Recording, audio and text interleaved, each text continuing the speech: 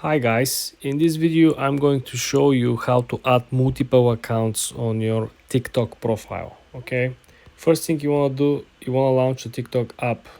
Then you want to head to the lower right corner where you see your profile icon. Very important over here, a lot of people are making the mistake clicking on the three dots over here and trying to find something.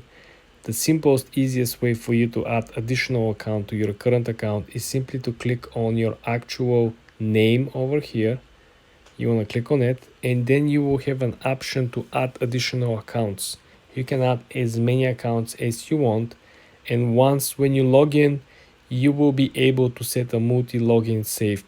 This means that you will be able to switch from one account to another without having to input your credentials every single time.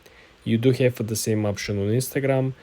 When you create a multiple different Instagram accounts, you can simply switch from one to another. You have the same function on Facebook as well. So go ahead and add all of your accounts once, log in over here, and then you will be able to switch from one account to another. This is how simple it is to add multiple accounts connected to your original main account on TikTok app. For more tips and tricks like this, guys, subscribe and follow for more.